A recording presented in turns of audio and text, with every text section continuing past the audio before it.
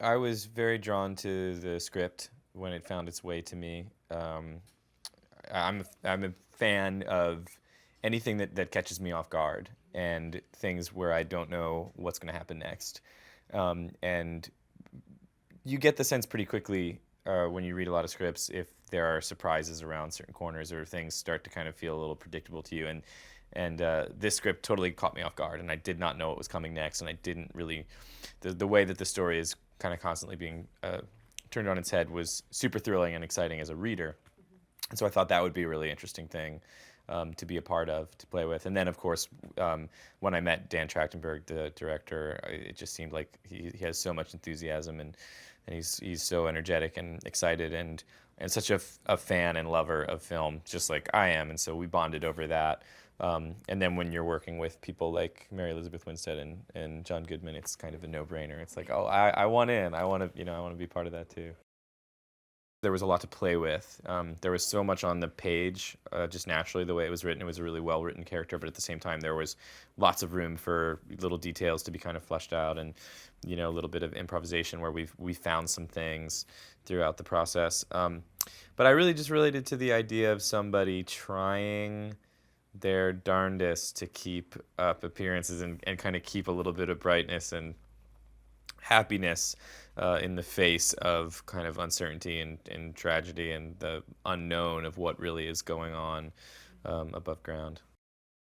In the beginning of the story, a young woman crashes her car. That's played by Mary Elizabeth Winstead, the character of Michelle, and she awakes in this fallout shelter, and she's been brought there by John Goodman's character, who finds her on the side of the road. The film is really a story of these three people trying to not only survive but also to kind of understand and live harmoniously amongst each other. Working with Mary Elizabeth Winstead has been such a treat.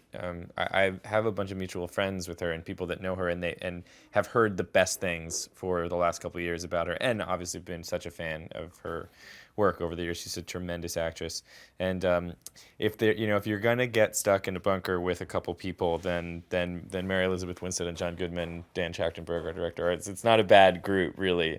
Mary's fantastic. It's been a real pleasure meeting her and getting to work with her on such a personal kind of movie. Really, it's rare that you get to do a project like this where it's really just three actors the whole time.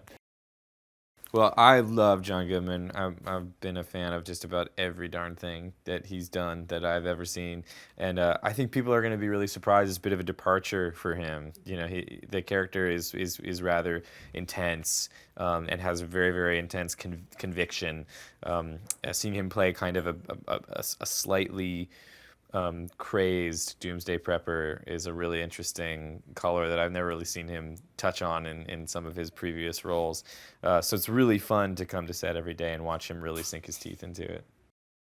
It's been really fun. It's really great to shoot in one place. You spend a lot of times when you're doing films kind of rushing to and from different sets and different locations, and having one place where we can all kind of settle into is really great because you get to kind of take over that space and really feel like you're making it your own, and you get used to it and you get comfortable. Almost like doing a play. You spend a lot of time on the set. You find yourself getting really used to it, and it's been really cool.